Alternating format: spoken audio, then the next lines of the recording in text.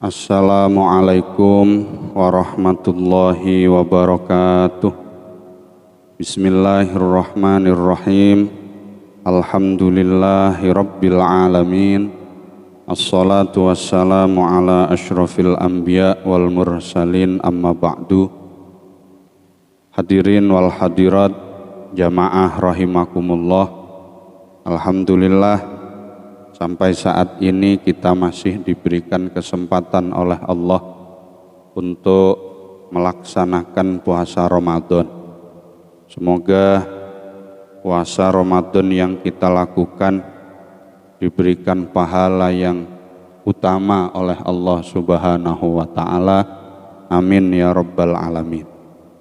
Pada kesempatan kali ini saya akan melanjutkan kajian tentang kesunahan-kesunahan di bulan suci Ramadan bagi mereka yang sedang berpuasa. Pada 2 video kemarin kita sudah membahas pertama tentang kesunahan di saat makan sahur, kemudian kesunahan di saat takjil, dan untuk kali ini kita akan membahas kesunahan, yaitu kesunahan mandi bagi Anda yang junub, bagi Anda yang sedang hadas besar, disunnahkan untuk mandi sebelum masuknya fajar shadiq. Dikatakan oleh Al-Imam Zainuddin Al-Malibari di dalam kitab Fathul Mu'in, wa sunnah ghuslun an-nahwi janabatin qabla fajrin. Disunnahkan untuk mandi seperti halnya mandi junub sebelum masuknya fajar. Apa hikmah dari kesunahan ini? Hikmahnya adalah supaya menjaga lubang organ tubuh kita dari masuknya air. Sebab kalau kita mandi setelah fajar, ketika fajar sudah terbit baru kita mandi, dikhawatirkan lubang-lubang yang ada di dalam tubuh kita ini kemasukan air.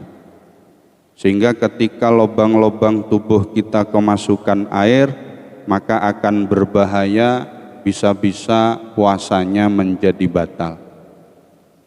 Ada beberapa lubang yang harus kita jaga supaya sampai terbenamnya matahari, mulai dari terbitnya fajar, harus dijaga betul agar supaya puasa kita tetap sah.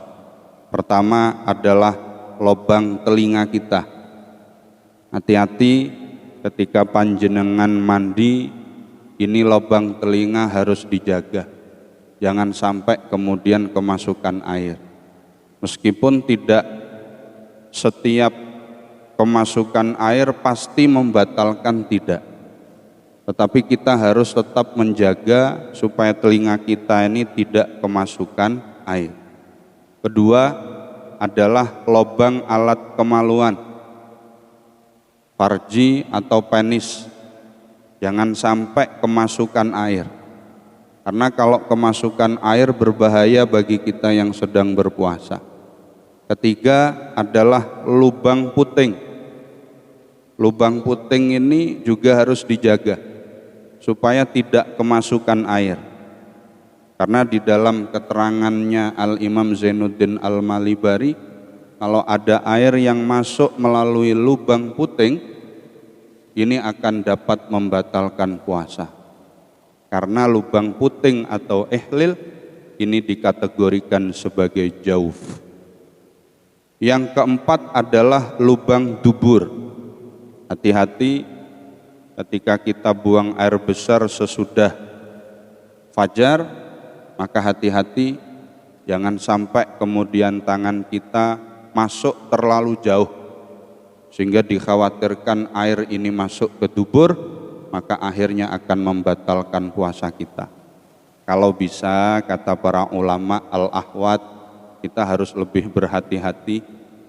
Kalau misalkan mau buang air besar, yang paling baik adalah di malam hari. Tapi kan susah, betul tidak? Masa kita mau janjian sama perut kita, perut kalau mau buang air besar tolong nanti sesudah maghrib kan susah. Yang keempat adalah mulut. Hati-hati ketika kita sedang berpuasa, jangan sampai kemudian memasukkan air dari luar ke dalam perut kita melalui mulut kita. Ini tentu akan membatalkan puasa. Kemudian yang berikutnya adalah lubang mata. Lubang mata ini ketika kemasukan air juga akan mengakibatkan batalnya puasa jika air itu masuk sampai ke tenggorokan. Contoh, ketika Anda sedang sakit mata kemudian Anda teteskan air mata, jika rasa pahit itu tidak masuk ke dalam tenggorokan kita, tidak terasa di tenggorokan kita, maka puasa Anda masih sah. Tapi kalau sudah terasa pahit di tenggorokan, awas, puasa Anda bisa dianggap batal. Berikutnya adalah lubang hidung. Kita tidak dianjurkan istinsyak, nyedot air berlebih-lebihan, apalagi sampai melewati batas daripada hidung.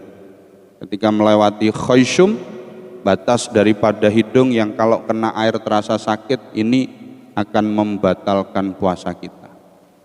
Oleh karena itulah, mari para jamaah sekalian, kita jaga puasa kita. Kalau Anda junub, kalau Anda sedang hadas besar, kalau bisa mandinya sebelum masuknya fajar. Supaya apa? Puasa kita terjaga dari hal-hal yang bisa membatalkan. Terima kasih. Semoga keterangan singkat ini bisa membantu kita menyempurnakan puasa kita. Wallahul muwaffiq ila aqwamit thoriq. Wassalamualaikum warahmatullahi wabarakatuh.